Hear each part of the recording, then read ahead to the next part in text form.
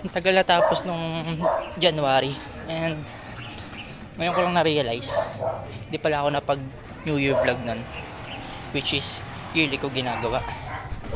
Well, shit's happen.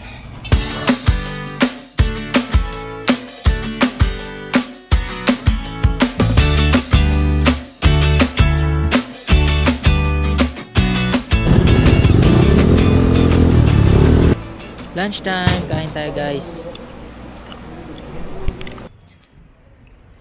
Dawi tayo ngayon sa Starbucks. Bitin tayo sa kinain natin.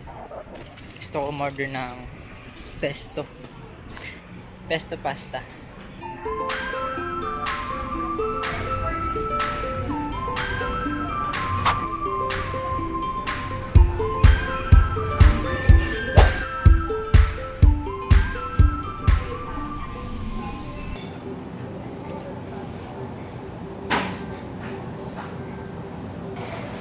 Mamaya pagka-out natin, diretso tayo sa may Dad's World Buffet.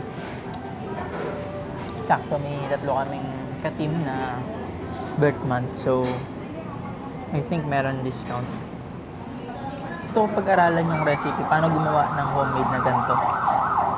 My guess is meron siyang parmesan, mozzarella, basil of course kasi pesto siya, and ano pa ba?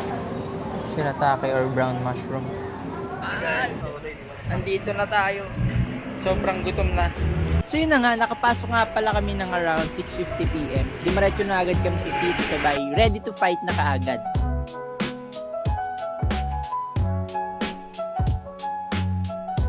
Kumuha nga pala kami ng chimken, ng tempura, tapos konting lakad lang.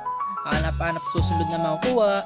May nakita akong kakaiba rito na roasted beef, kaya tikman natin konti. Tada, chimkin ulit. At balik na tayo sa upuan natin. Kaso habang hawak-hawak itong plato, parang may kulang eh. Nakalimutan namin kumuha ng panulak. Kaya naman bumalik kami, tapos pinili ko ay itong cucumber lemonade. Yan.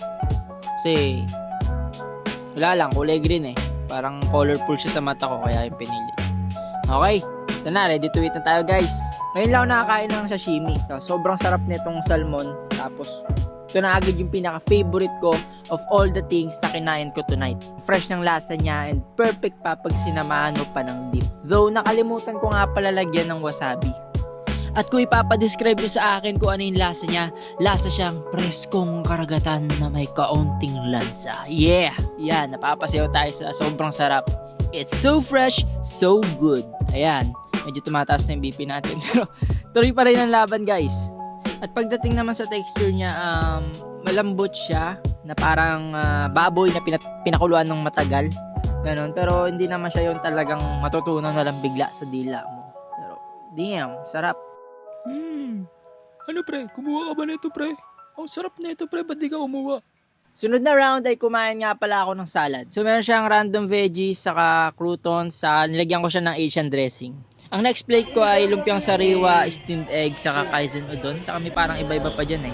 Chicken hot salad. Doon tayo ditong penne, marinara. Marinara sauce na yan. Bolognese. Big Mac. Ano to? Kwek-kwek. Sarap yun ah. Ayoko. Miso soup. Mangga buro. Mga fried something. Ayoko mag-rice.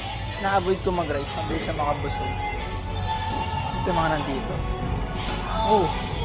Kare-kare. Sa dulo yung kare-kare. Iyo, mga salad. Salad. Dressings. Vinaigrette. Thailand, Islands, Asian. Ayan, mga salad guys. Salad. Tinapay. Nagtinapay kaya ako. Mabilis kasi makabusog yung mga carbs. So far, nakaka-ano lang ako. Puro protein lang muna yung kinain ko. Okay guys. Third round na natin. Subukan natin tong chicken salad. After ng mga 5 rounds, nagsettle na ako for dessert. Strawberry at coffee ice cream. Ice cream time. At ang daming choices ng toppings dun sa may gilid. Pero ang nilagay ko lang is yung parang pinipig saka marshmallows. Kumuha rin ako ng halo-halo na DIY. Medyo na parami yung lagay ko ng beans, kaya dapat siyang tawaging beans con yelo. Ayan, at hindi halo-halo. Medyo nahirapan na rin kasi ako ubusin yung mga kinuha ko pero carry lang. At sa uli naubos naman natin lahat at di naman tayo nagbayad ng leftover fee kasi simot naman natin yung plato. Yun lang.